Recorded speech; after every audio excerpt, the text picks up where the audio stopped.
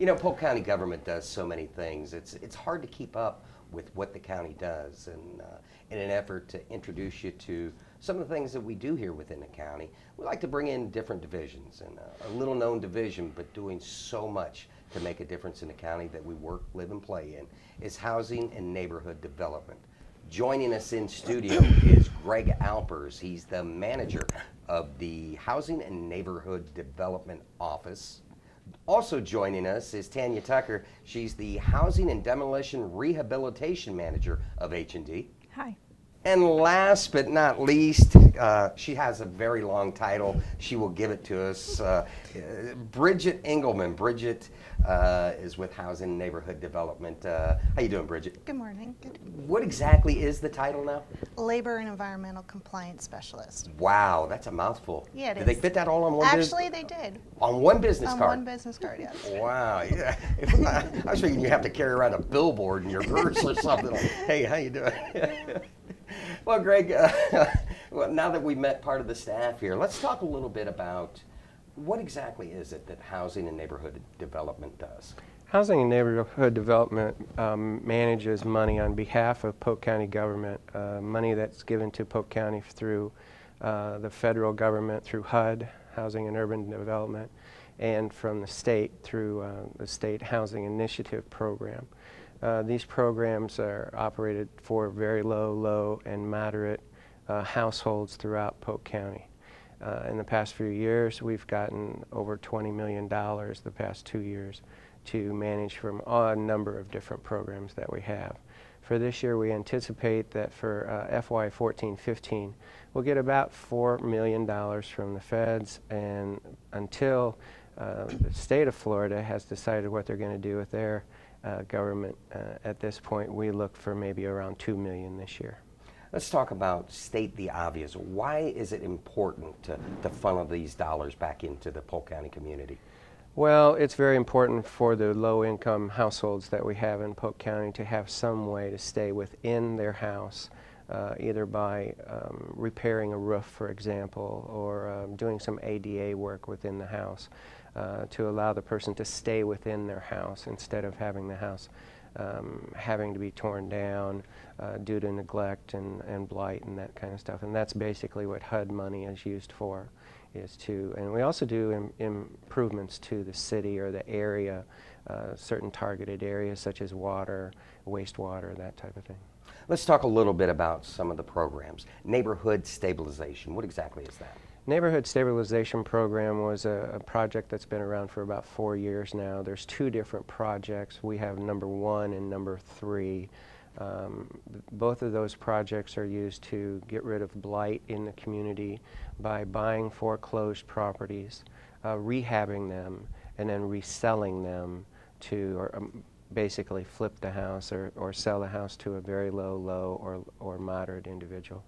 Let's talk a little bit about neighborhood improvement projects. Okay, and the neighborhood improvement projects are projects that are established by the board that they would like to see done within certain neighborhoods that are 51% of the neighborhood or the targeted area is very low or moderate incomes. We do projects there such as waste and water projects.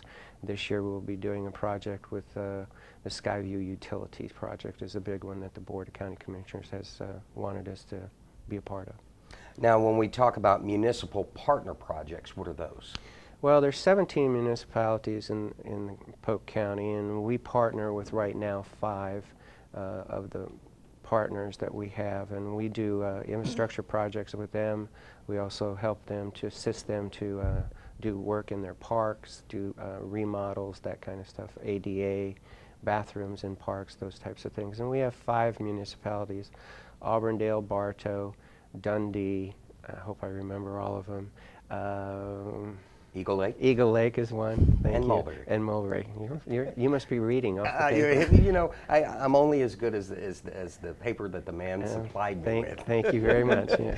Now, we talked a little bit about our municipal partners. You have programs along the way for nonprofit programs. What are public service projects? Public service projects are we put out an RFP once a year for nonprofits in the area to bring to us projects that, for example, a diversion project for children after school, like Big Brothers Big Sisters, boys clubs of Mulberry, Lakeland, Mulberry. All of our work is done within the unincorporated area of Polk County. We do not work within the city limits of Lakeland or Winter Haven. They have their own projects. So the public service projects are a lot of nonprofit. The money is about $75,000 per project, and they vary in any and all projects for the community. Now, when we talk a little bit about emergency shelter programs, what does that mean? Emergency Shelter Program is ESG. It's a federal guided program. We receive about $235,000 a year for that. That project is also comes out at the same time for an RFP that the public service projects do. And it works with shelters in the area towards eradicating homeless. It's not a government program unless you break out an acronym. Now, what exactly is TBRA or HCV? Tenant-based rental assistance is the TBRA. It's called TBRA. It's a project that comes through the federal government through the Home Partnership Program. It's a program that allows us to assist individuals that are very low, and very low is 30% of AMI. AMI is area medium income. For example, if you had a family of 4, it'd be about $40,000. So the very low people are probably around, they make maybe less than $10,000 a year as a single. Those people we assist in helping them with their housing for apartment rental. HCV, everybody knows that, is formerly called Section 8. Mm-hmm. Section 8 is, once again, a HUD project that allows for very low households to have safe structure in order to live in. And for those keeping score at home, HUD is? HUD, Housing Urban Development. All right, number 1 on your scorecards, but always HUD HUD. in the program, right? Yeah, that's right. Now we're going to talk with Tanya a little bit more about this, but demolition also. Yeah, demolition is part of our infrastructure projects or neighborhood improvements project. The board has put aside $500,000 a year for this project through HUD, through our neighborhood improvements, and we use every bit of it. Tanya does a great job in doing that for us. She's going to go in depth with us. I've been fortunate enough to follow them around for a few days, and I admire what they do. It is a tough gig. Yeah, it is very hard to do. We've mentioned briefly about minor repairs. What are some of those minor repairs? We mentioned roofs and everything, but something else the folks might want to know about is septic tank repair? Yeah, we do emergency minor repairs through 2 programs, either through HUD, through our HUD projects, or we also do them through SHIP, which is State Housing Initiative programs. In the emergency minor repairs, we do things simple as have a new roof put on the house because the individuals or the householders having problems with a leaky roof. We also do septic tanks. A lot of times low-income people might have problems with either a septic tank leaching on the ground and whatever, and we can come in and help them or assist them either to repair or replace. Now, substantial rehabilitation, what is that? Substantial rehabilitation is another part of our housing initiative where we will assist the individuals in repair of their home if they need a very low or low or moderate individuals. These people might have, for example, they have now someone is American Disability Act, ADA qualified, where they need to have a wheelchair all the time. And then so we assist them with widening doorways, doing those types of things, making ADA qualified bathrooms, those types of things. That's something I wasn't aware of, the reconstruction. How does that work? Well, a lot of times what will happen, Tanya and her group will go out and be the eyes and ears for us in the beginning of these projects to find out exactly what's wrong with the project, whether or not it needs a new roof, it needs the doors widening, it needs a new kitchen, they have electrical problems, they have a lot of things like that. So with her qualified staff, they go out, check everything in the project, and bring it back. Now, if the house is in too much need of repair, in other words, that roof is bad, the floors are bad, it has termites, for example, or things like that, then we might then make the determination that it wouldn't be prudent to use that money that the federal government gives us to repair, like to put a Band-Aid on it. So we'll put those people into another series which is called reconstruction, and if they meet the qualifications of the project and everything, we'll build them a new house.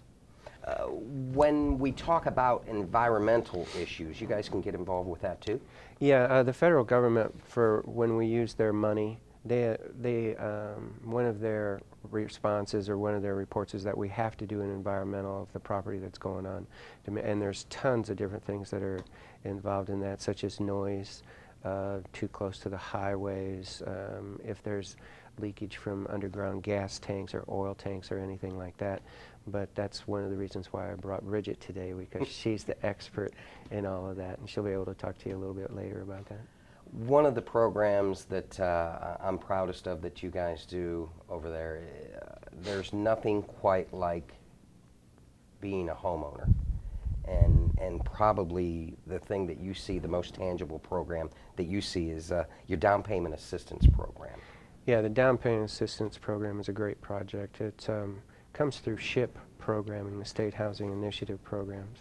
And what we do is we have an outside source that we go out through RFP to find somebody to run the project for us, because it's very, very time consuming.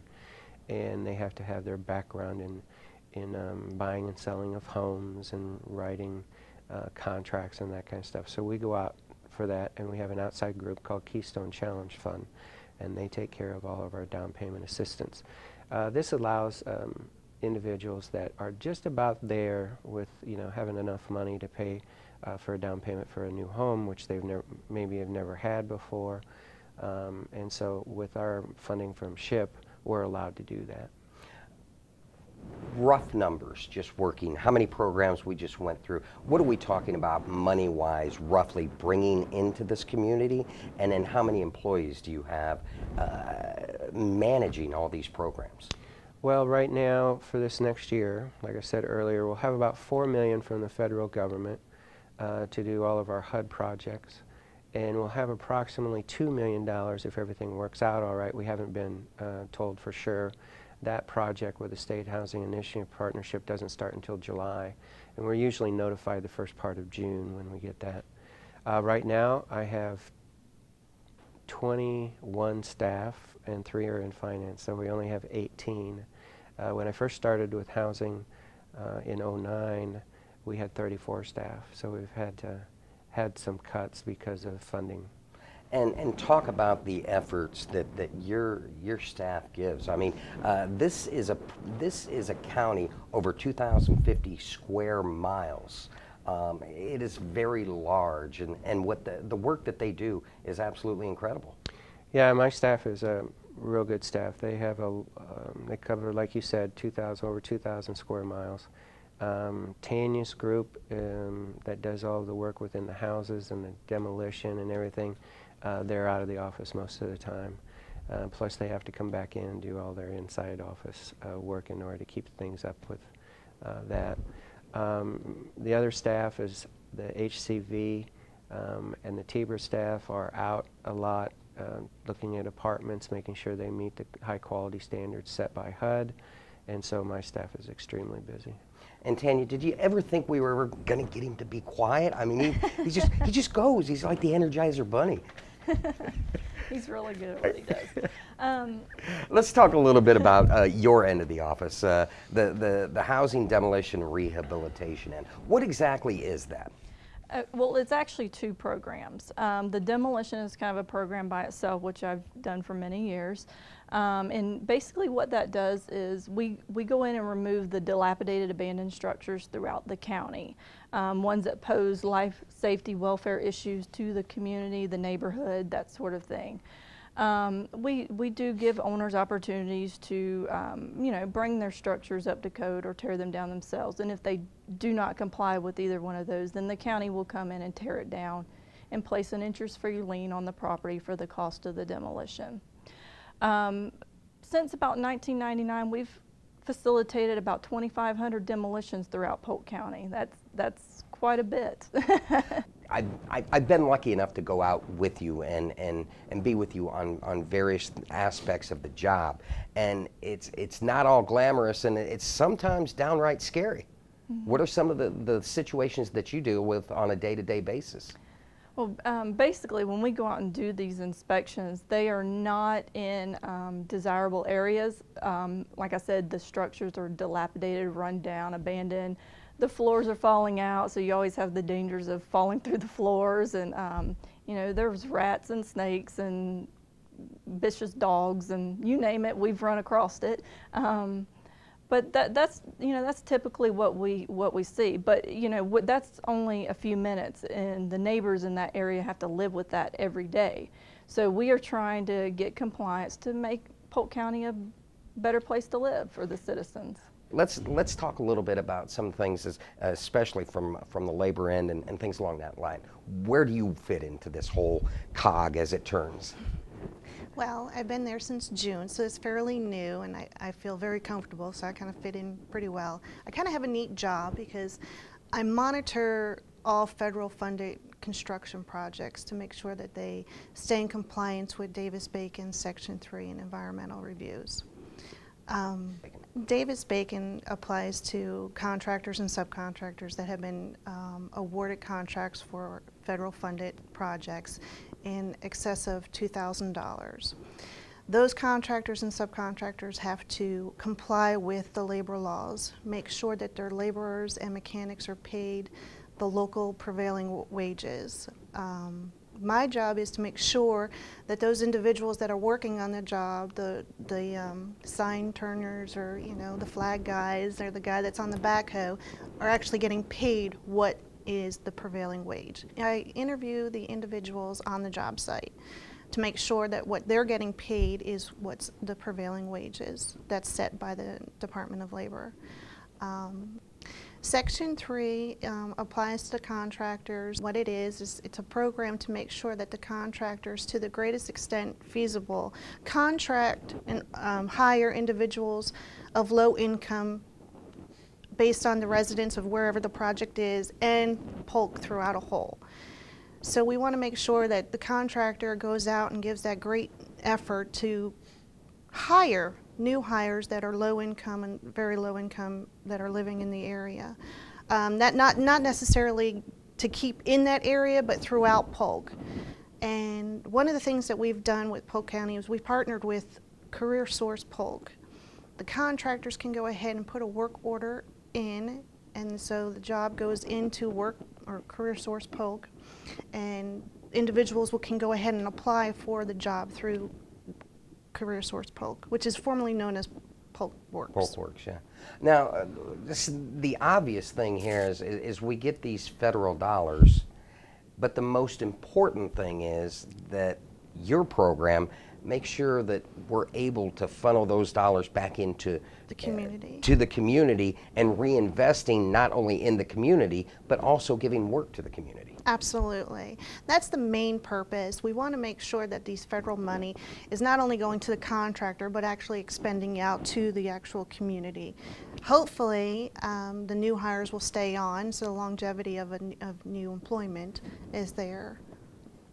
All right. Well, listen, Greg, Tanya, Bridget, I really want to thank you guys for coming on today and giving us the view from 10,000 feet as to what it is that housing and neighborhood development does. Thanks, Brad. Thanks. I appreciate it. And for you at home, housing and neighborhood development is doing some incredible things within this Polk County community. And if you need to find out more information, whether it's on neighborhood stabilization, neighborhood improvement projects, TBRA or HCV, the demolition, reconstruction, or of course the down payment assistance program, all those programs are available through the H&D office here within Polk County. H&D is located at 1290 Gulf View in Bartow. Also, if you need more information, you can go to the county website, www.polk-county.net.